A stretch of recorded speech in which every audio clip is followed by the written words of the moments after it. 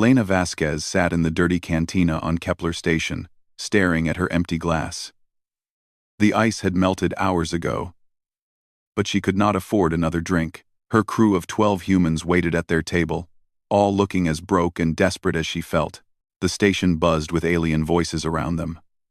Tall, blue-skinned Arcarians discussed trade routes. Small, furry Neltacs argued about cargo prices. But no one looked at the humans. In the galaxy's eyes, humans were new, poor, and not worth much attention. Elena's communicator beeped. She looked at the screen, and her heart sank. Another message from the Thrixian Banking Consortium. The debt collectors wanted their money. 50,000 galactic credits, plus interest that grew every day. Her salvage ship, the Rust Bucket, was not worth half that amount.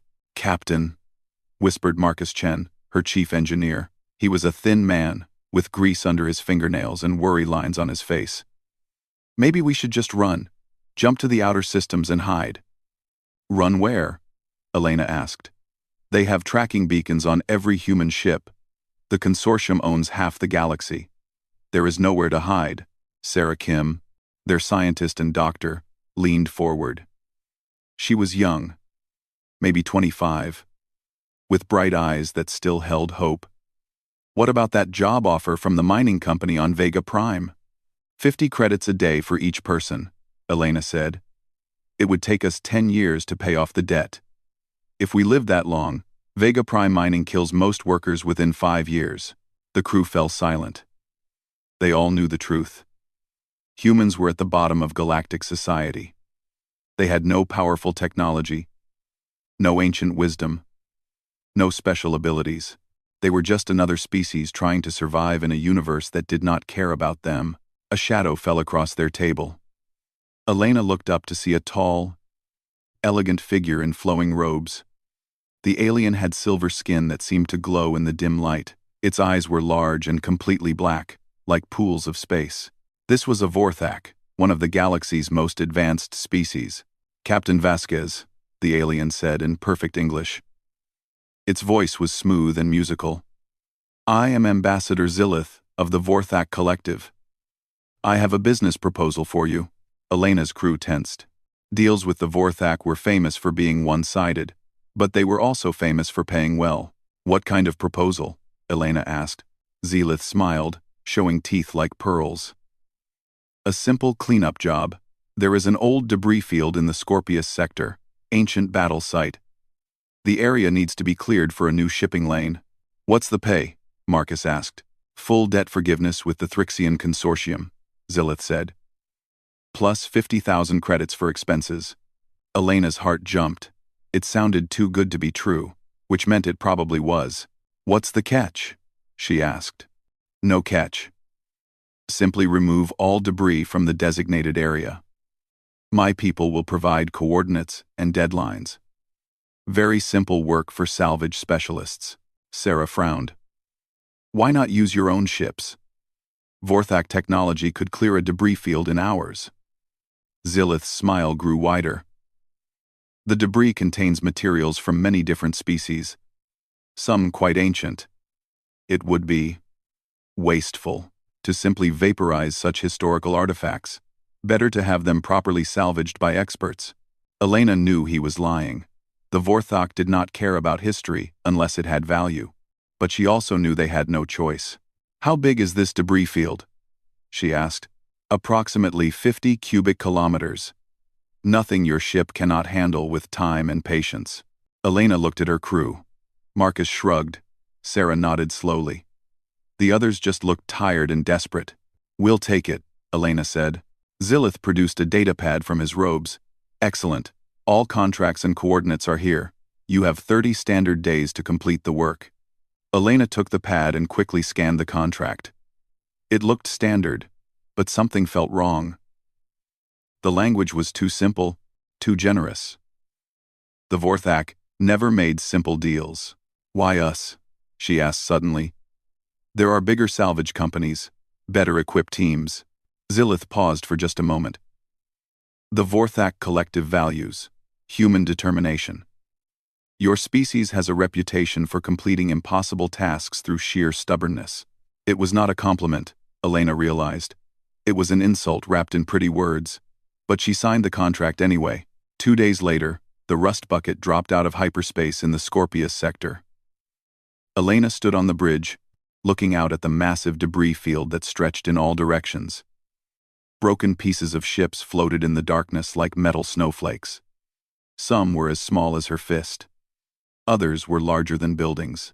Holy stars, Marcus whispered. There must be a million pieces out there. Sarah was running scans on her instruments. I'm reading hull materials from at least 20 different species. Some of these signatures I don't even recognize. Elena studied the nearest piece of debris through her viewport. It looked like part of a ship's hull, but the metal was unlike anything she had ever seen. It seemed to shift color in the starlight, going from deep blue to bright silver. How old is this stuff? She asked. Sarah checked her readings. The oldest pieces are showing dates from over 10,000 years ago. This was some kind of massive battle between civilizations that don't exist anymore. Elena nodded slowly. She was beginning to understand why Zilith had smiled so widely. This was not just cleanup work. This was archaeological excavation of materials so old and mixed together that no modern alien wanted to deal with the mess. They're using us as garbage collectors, Marcus said bitterly. Maybe, Elena said. But garbage can be valuable if you know what to do with it. She turned to her crew. All right, people. We have 30 days to clear 50 cubic kilometers of space junk. Let's get started. What Elena did not know, and what Ambassador Zilith had not bothered to mention, was that this debris field contained technology from dozens of extinct civilizations. Weapons systems that had been lost for millennia, power sources that modern science could not explain, hull materials stronger than anything currently known. The Vorthak considered it all worthless junk because they could not understand how it worked. Their perfect, efficient minds could not see the value in ancient, incompatible technologies. But humans were different. Humans were used to making things work that should not work. And Elena Vasquez was about to discover just how dangerous that ability could be. 3 weeks had passed since the rust bucket arrived at the debris field. Elena's crew had been working around the clock, using their ship's cargo arms to collect piece after piece of ancient wreckage. Their cargo holds were packed full, and they had barely made a dent in the massive field. Marcus wiped sweat from his forehead as he studied a strange piece of hull plating in the ship's workshop. The metal was unlike anything in their databases. It was light as aluminum but felt harder than steel. When he hit it with a hammer, the sound was wrong. Too pure, too musical. This stuff doesn't make sense, he muttered to Sarah, who was examining a crystal-like power core at the next workbench. Nothing here makes sense, Sarah replied. Look at this energy cell. It's been sitting in space for thousands of years, but it still holds a charge. According to my scans, it should have died millennia ago. Elena entered the workshop, carrying a cup of coffee that had gone cold hours earlier. She had not slept properly since they arrived. The 30-day deadline was approaching fast, and they had removed less than 1% of the debris. Any luck figuring out what this junk actually is? She asked. Marcus held up a twisted piece of metal that looked like a weapon barrel. I think this is some kind of plasma cannon. But the design is completely different from anything we've seen. It uses crystalline focusing elements instead of magnetic containment. Can we sell it? Elena asked. That was always the important question. I don't think so, Sarah said sadly. Modern ships can't use any of this technology. The power requirements are all wrong. The interfaces don't match current standards. It's like trying to plug ancient human electronics into a modern computer system. Elena sank into a chair. She was starting to understand why Ambassador Zilith had been so generous with the contract. This was not just cleanup work. It was disposal of technological trash that nobody wanted. Wait, Marcus said suddenly. He was staring at the plasma weapon with new interest. What if we're thinking about this wrong? What do you mean? Elena asked. Marcus picked up the crystal power core that Sarah had been studying. We keep trying to figure out how to make this stuff work with modern technology. But what if we made modern technology work with this stuff? Sarah frowned. That's backwards engineering. It would be incredibly difficult. Difficult, yes. Impossible, no. Marcus was getting excited now. Look, humans have always been good at adapting. When our ancestors left Earth, they had to make old ships work with new alien technology. They mixed human designs with Centauri power systems and vegan life support. Elena was beginning to see where he was going. You want to build something using all this ancient junk? Not junk, Marcus said firmly. Components. Raw materials. Look around. We have hull plating that's stronger than anything currently made. Power cores that hold energy for thousands of years. Weapon systems that use completely different principles from modern designs.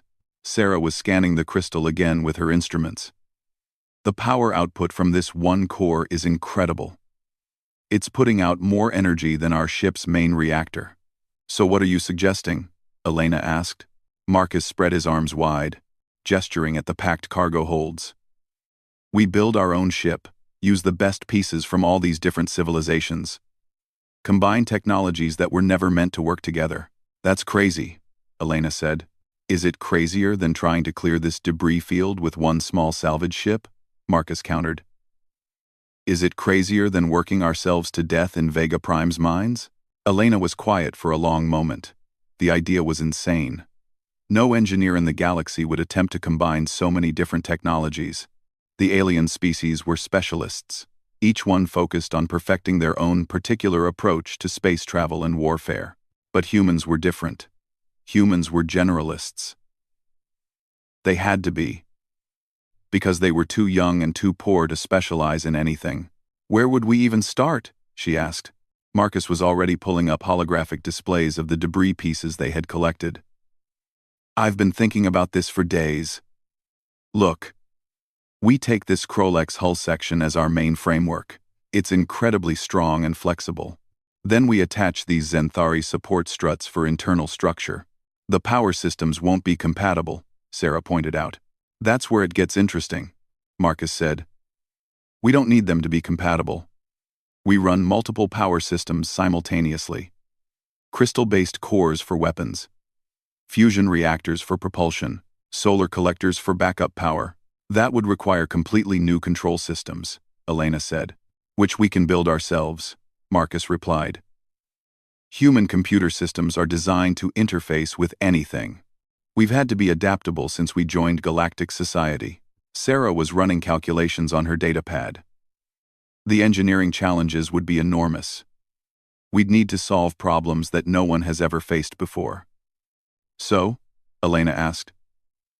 When has that ever stopped humans? She looked around the workshop at the strange alien artifacts scattered everywhere. Pieces of technology from civilizations that had ruled the galaxy when humans were still living in caves on Earth. Each piece was useless by itself, incompatible with everything else. But together they might be something incredible. How long would it take? She asked. Marcus considered. If we work non-stop? Maybe 6 months to build something functional. Another 6 months to work out all the problems. We don't have that long, Elena said. Zilith expects us to clear the debris field in 1 week. Then we don't tell him what we're really doing, Sarah suggested quietly. We continue collecting debris like we're supposed to. But instead of spacing it, we transport it to somewhere private. Elena thought about her asteroid base in the Kepler system. It was hidden, forgotten, and had enough space for a major construction project. It's risky, she said. If the Vorthak find out we're not actually disposing of the debris, what are they going to do? Marcus asked. Sue us? We'll be completing the contract. The debris field will be cleared. How we dispose of the materials is our business. Elena made her decision. Do it. Start identifying the best pieces for construction. We'll transport everything to the base and begin building immediately. Over the next week, the Rust Bucket made dozens of trips between the debris field and Elena's hidden asteroid base. To any observer, it looked like they were efficiently clearing the wreckage. What the observers could not see was that every piece was being carefully catalogued and stored instead of destroyed. By the time Ambassador Zilith's deadline arrived, the debris field was empty. The rust bucket had completed its contract exactly as specified. Zilith paid them the promised credits and debt forgiveness with a condescending smile. What he did not know was that Elena and her crew had just acquired the raw materials to build something that would terrify the galaxy. They had thousands of components from dozens of extinct civilizations, all waiting to be combined in ways that no one had ever attempted before. In her hidden workshop, surrounded by alien technology that most of the galaxy considered worthless, Elena Vasquez was about to prove that human ingenuity could turn anyone's garbage into someone else's nightmare. 6 months had passed since Elena's crew began their secret project. The hidden asteroid base that had once been empty storage tunnels was now a massive construction facility. Ancient alien hull sections were welded to framework beams from 3 different civilizations. Power conduits snaked through passages like technological vines, carrying energy from 7 different types of reactors. Elena stood on a makeshift observation platform, looking down at their creation. The ship was enormous, 3 times larger than the rust bucket. But it was also completely insane. The hull was a patchwork of metals and composites that should never have been combined. Krolex battle plates were welded next to delicate Etherian crystal panels. Xanthari support beams crossed through sections of Vorthan biometal that still seemed to pulse with organic life. The whole structure looked like it had been built by someone who had never seen a real spaceship before. "It's ugly," said Tom Bradley, their weapons specialist. He was a former military man who understood proper ship design. "It's the ugliest thing I've ever seen." "It's beautiful," Marcus said firmly. He was covered in grease and metal shavings, but his eyes shone with pride. "Every piece serves a purpose. Every system has 3 different backups." Sarah emerged from inside the ship, carrying a tablet full of sensor readings. "The structural integrity tests are complete. This thing is actually stronger than a modern cruiser, despite looking like it's held together with tape and hope." Elena climbed down to examine the ship's engines. There were 12 different propulsion systems mounted in clusters around the rear section. Fusion rockets sat next to gravity manipulators. Chemical thrusters were connected to something that bent space-time in ways that hurt to look at. "Will it actually fly?" she asked Marcus. "It should," he replied. "The computer systems are having trouble coordinating everything, but I think that's actually an advantage." "How is confusion an advantage?" Elena asked. "Because if our own computers can't predict what this ship will do, enemy targeting systems will have no chance," Marcus explained. "Modern warfare is based on precise calculations. Scan the enemy ship, predict its movement patterns, target its weak points. But this ship doesn't follow any known patterns." Sarah nodded in agreement. "I've been running simulations of combat scenarios. Standard military doctrine says this ship should be easy to destroy, but every simulation gives different results because the variables keep changing." Elena walked along the ship's hull, running her hand over the strange mix of materials. Here was a section of armor that could stop a plasma cannon. Next to it was a panel that seemed to absorb energy and redirect it somewhere else. Further down was hull plating that actually got stronger when it was hit. "What about weapons?" she asked Tom. Tom grinned for the first time in months. "Now that's where things get interesting. We have 43 different weapon systems from 18 different civilizations. Some use energy, some use projectiles, some use things I can't even pronounce." He led Elena to a weapon mount that looked like a crystal flower growing out of the ship's hull. "This is a siphon energy cannon. It was ancient, when the Vorthok were still primitive farmers, but it still works perfectly." "What does it do?" Elena asked. "It drains power from enemy ships and adds it to our own systems," Tom explained. "Modern shields are designed to stop energy beams, not energy drains. They'll actually make this weapon more effective." Allo 2330. Elena was beginning to understand what they had created. It was not just a ship. It was a technological nightmare that violated every rule of modern engineering. "Has anyone else seen this?" she asked. "Just us," Marcus replied. "But word is starting to get around that something strange is happening in this system. A few merchant ships have reported sensor ghosts in this area." Elena frowned. "Sensor ghosts?" "The ship's hull creates interference patterns that confuse modern scanning equipment. Sarah explained. Even when we're powered down, sensors can't get a clear reading. We show up as multiple smaller objects, or as empty space, or as something that looks like a natural asteroid. That's actually incredibly useful, Elena realized. A warning alarm sounded from the ship's communications array. Marcus ran to check the incoming message, then looked up, with concern. "We have visitors coming," he announced. 3 ships, approaching fast, Galactic intelligence markings. Elena felt her stomach drop. Galactic Intelligence was the galaxy-wide law enforcement agency. If they had found the base, Elena's crew would be arrested for theft, fraud, and probably a dozen other crimes. "How long until they arrive?" she asked. 20 minutes, Marcus replied. Elena looked at their half-finished ship. The basic structure was complete, but they had not finished installing the control systems. The weapons were mounted, but not properly calibrated. The engines were connected, but had never been tested together. "Can we fly this thing?" she asked. Marcus and Sarah exchanged glances. "Probably," Marcus said slowly. "But it would be incredibly dangerous. We don't know how all these systems will interact under stress." "More dangerous than getting arrested?" Elena asked. "Fair point," Marcus admitted. Elena made her decision. "Everyone aboard. We're testing this ship right now." The crew ran through the ship's corridors, activating systems and starting up reactors.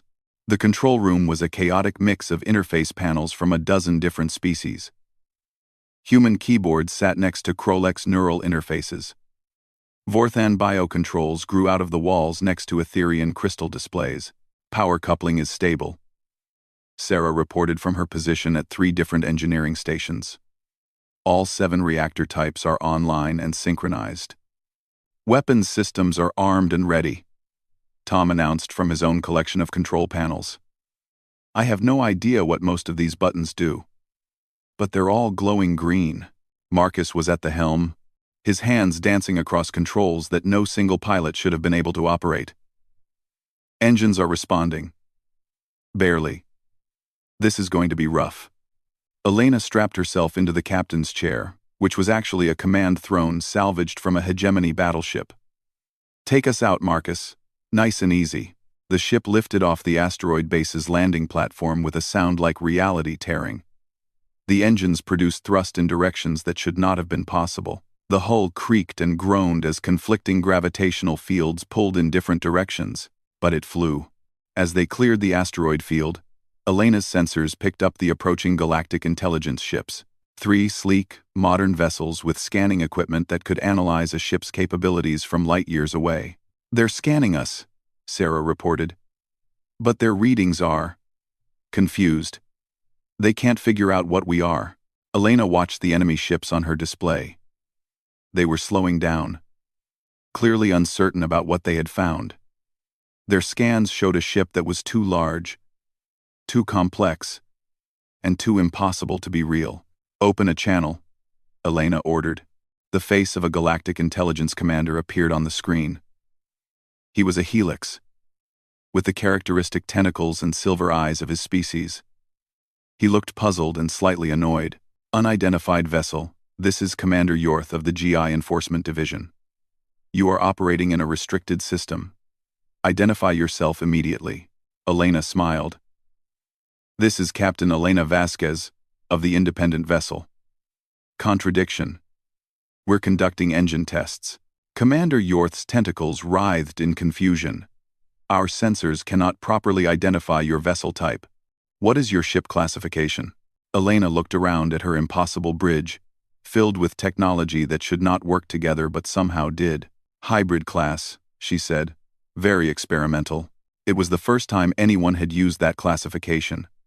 It would not be the last. 2 weeks after their encounter with galactic intelligence, Elena thought they might actually escape attention. The contradiction had performed its engine tests successfully, and they were making final adjustments to the ship's systems in a quiet corner of space near the Kepler system. Then the Thrixians arrived. Elena was in the ship's workshop, helping Marcus install a backup power coupling, when Sarah's voice echoed through the corridors. "Captain to the bridge. We have incoming ships. Multiple contacts, moving fast." Elena ran through the twisted hallways of her ship, past walls lined with incompatible technology and jury-rigged systems that no engineer would approve of. She burst onto the bridge to find Sarah bent over her sensor displays, her face pale with worry. "How many ships?" Elena asked. "3 contacts, Thrixian military markings. They're broadcasting on all channels, demanding we prepare to be boarded." Elena's heart sank. The Thrixians were the galaxy's premier debt collectors, and they never gave up. Even though Elena had paid off her original debt to their banking consortium, they were famous for finding additional charges and fees. "What do they want?" she asked, though she already knew the answer. Sarah activated the communication system. The sharp-featured face of a Thrixian captain appeared on the main screen. His scales were dark blue, indicating high military rank, and his eyes were the cold yellow of a predator. "Captain Vasquez," the Thrixian said in accented English, "I am Captain Krek, of the Thrixian Enforcement Fleet. You are in violation of Consortium Regulation 847B, failure to register salvage operations." Elena frowned. "What salvage operations?" "We completed our contract with Ambassador Zillith weeks ago. Our investigation shows that you removed materials from the debris field without proper documentation. The consortium demands immediate payment of 200,000 credits in salvage fees, plus penalties and interest." It was a scam, Elena realized. A way to put her back into debt and force her crew into permanent servitude. The Thrixians had probably been monitoring their activities and decided that humans with a new ship were too profitable to let go. "We don't have that kind of money," Elena said. Captain Krek's smile showed too many teeth. "Then you will surrender your vessel and crew as payment. Prepare to be boarded." Elena cut the transmission and turned to her crew. Marcus had arrived on the bridge, along with Tom and the rest of the team. They all looked scared but determined. "Options?" Elena asked. "We could run," Marcus suggested. "Jump to hyperspace and hide in the outer rim. They'll follow us," Tom said grimly. "Thrixian ships are fast, and they have tracking technology we can't block." Elena looked at her tactical display. 3 Thrixian vessels were approaching in a standard enforcement formation. The lead ship was a destroyer, sleek and modern, with enough firepower to crack a small moon. The other 2 were frigates, smaller, but still heavily armed. "Sarah, what do our sensors tell us about their capabilities?" Elena asked. Sarah was running deep scans on the approaching ships. Standard Thrixian military configuration. Plasma cannons, quantum torpedoes, and defensive shields rated for modern energy weapons. The destroyer alone outguns us by at least 3 to 1.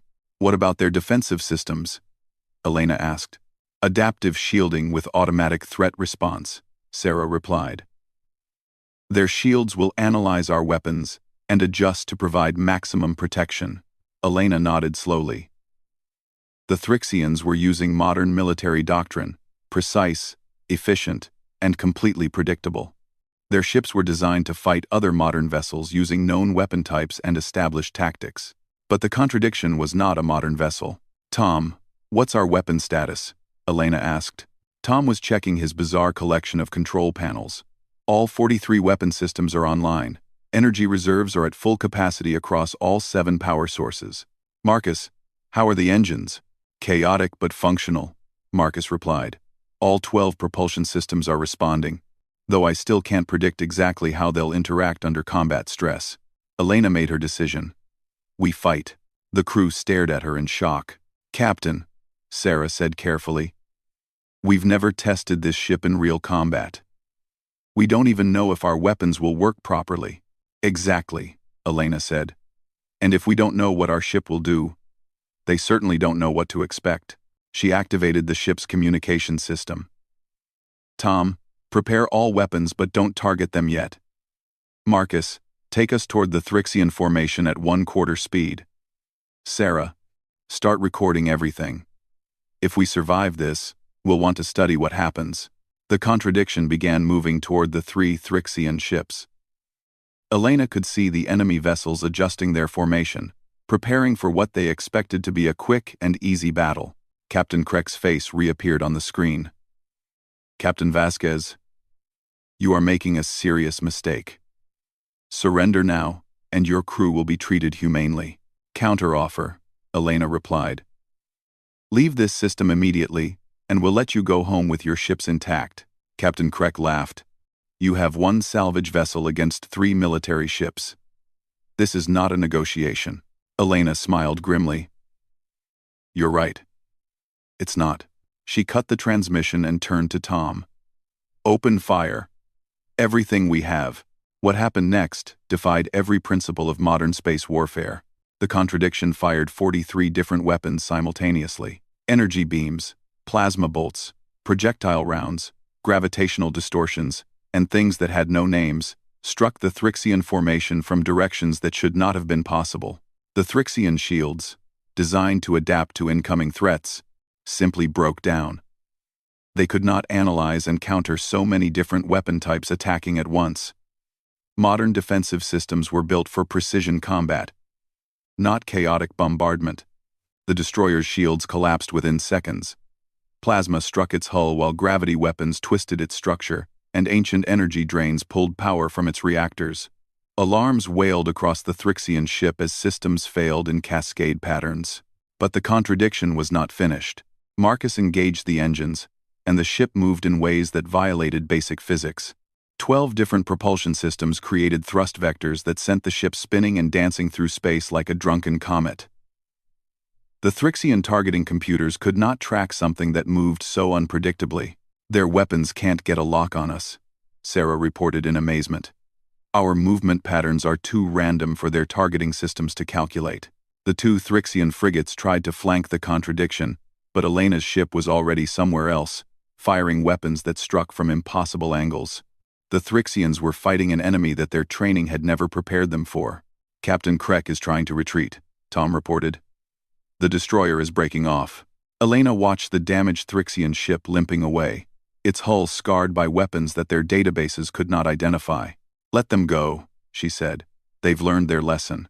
As the Thrixian ships disappeared into hyperspace, Elena's crew stood in stunned silence on the bridge of their impossible ship.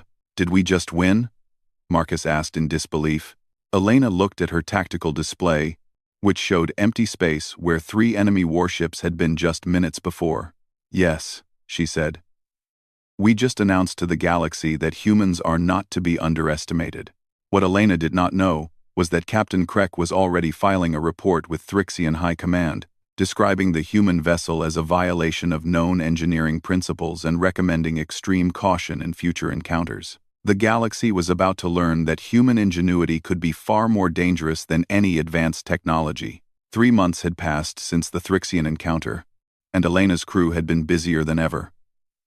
Word of their impossible ship had spread through the galaxy's underworld networks. Pirates avoided sectors where the contradiction had been spotted. Smugglers paid extra for routes that stayed clear of human space. Even the major shipping corporations were starting to take notice. Elena stood on her bridge, reading the latest contract offers on her personal tablet. Rescue missions in neutron star systems. Escort duty through regions considered too dangerous for normal ships. Salvage operations in areas where other vessels could not survive.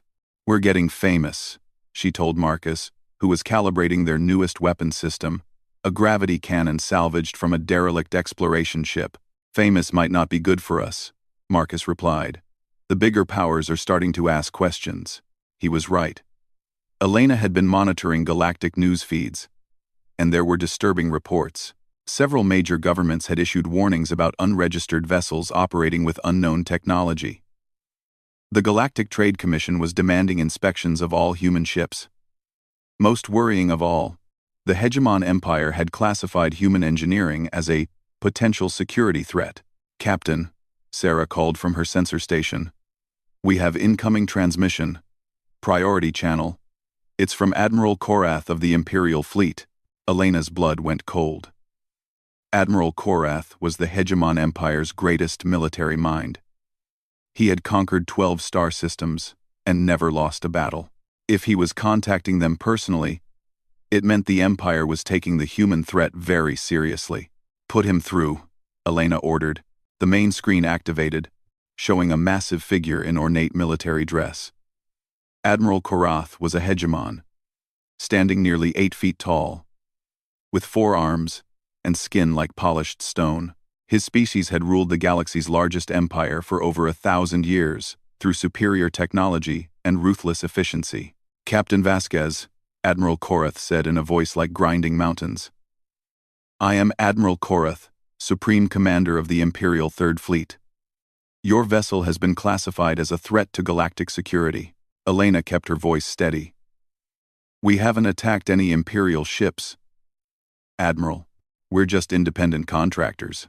Your very existence is an attack on the natural order," Admiral Korath replied. "Your ship violates established engineering principles. Your weapons use technologies that should not function together. You represent chaos in a universe that demands order." Elena looked around her bridge at the chaotic mix of control panels and jury-rigged systems. The Admiral was not wrong. The contradiction was a violation of everything that proper engineering represented. "What do you want?" she asked. "Surrender your vessel for Imperial study. Your crew will be relocated to appropriate positions within the Empire. Your ship will be disassembled so that we can understand how you achieved such disturbing capabilities.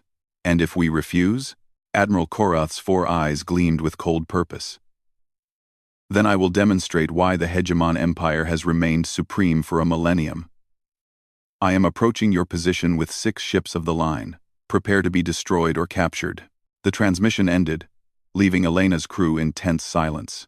6 Imperial ships, Tom whispered. "That's enough firepower to destroy a small fleet." "How long until they arrive?" Elena asked. Sarah was frantically working her sensors. 18 hours.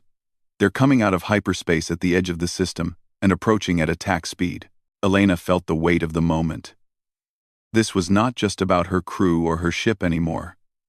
The Empire was making an example of them. If the humans were defeated here, it would prove that chaos could never triumph over order. That primitive species could never challenge the established powers. But if they won... "Marcus, how are our systems?" she asked. "Better than they've ever been," Marcus replied. "We've been learning how to optimize the chaos. The ship is actually becoming more effective as we understand how all these different technologies interact." "Tom, 57 weapon systems now," Tom reported with grim satisfaction. "I added some new toys from our last salvage operation, including something I found in an ancient Vorthak wreck that I think might surprise the Admiral." Elena made her decision. "We're not running. We're going to show the galaxy what happens when humans get angry." Over the next 18 hours, Elena's crew prepared for the fight of their lives. They redistributed power conduits, optimized weapon targeting systems, and prepared backup plans for their backup plans. The contradiction might be chaotic, but it was also redundant. Every critical system had multiple alternatives, using completely different technologies. When Admiral Korath's fleet dropped out of hyperspace, Elena was ready for them. 6 Imperial ships arranged themselves in perfect formation around the contradiction. Each vessel was a masterpiece of engineering. Sleek, efficient, and deadly. The Imperial flagship alone was 3 times larger than Elena's ship and carried enough firepower to crack a planet's crust. "This is Admiral Korath," came the transmission. "You have one final opportunity to surrender." Elena activated her own communications. "This is Captain Elena Vasquez. You have one opportunity to leave this system with your ships intact." Admiral Korath's laugh was like an avalanche. "You face the finest ships in the galaxy, commanded by the greatest strategic mind of our age. You have no chance of victory." "That's where you're wrong, Admiral," Elena replied. "You're fighting the last war. We're fighting the next one." The Imperial ships opened fire first, as Elena had known they would. Precise energy beams and quantum torpedoes streaked toward the contradiction, in perfectly calculated patterns designed to overwhelm any known defensive system. But the contradiction did not have a known defensive system. It had 17 different defensive systems, all running simultaneously. Imperial weapons struck energy shields, ablative armor, deflector fields, gravity distortions, and things that simply made the attacks disappear into pocket dimensions.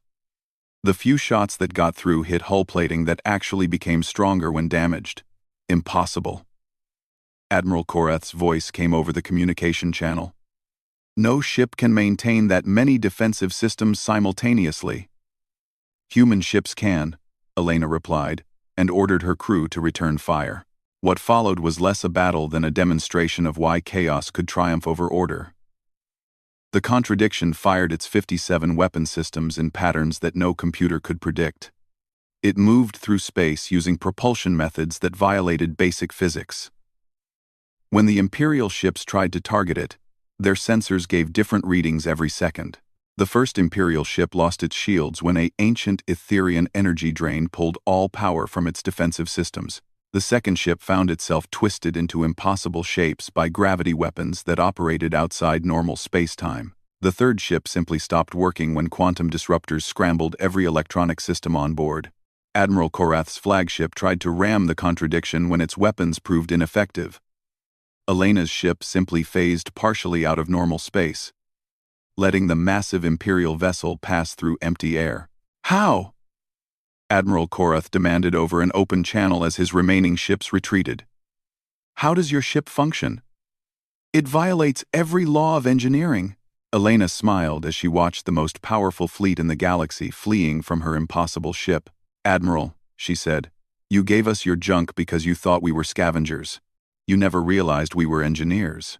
As the Imperial ships disappeared into hyperspace, Elena's crew celebrated their impossible victory. But Elena was already thinking ahead. News of this battle would spread across the galaxy within days. Every species would know that humans had defeated the mighty hegemon empire using nothing but salvaged junk and stubborn determination. Some would be afraid. Some would be angry. But all of them would finally understand that humanity deserved respect. Sarah looked up from her communication console. Captain, we're getting messages from all over the galaxy. Contract offers, alliance proposals, requests for help. Everyone wants to hire the ship that defeated Admiral Korath.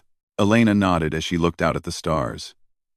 Somewhere out there, other human crews were probably building their own impossible ships, combining technologies in ways that made alien engineers weep with frustration.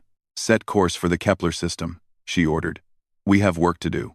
The contradiction turned toward home, its chaotic engines singing a song of controlled madness as it carried its crew toward a future where humans would never again be underestimated.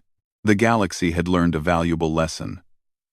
Never give humans your junk and expect them to stay grateful. They might just build something that changes the universe,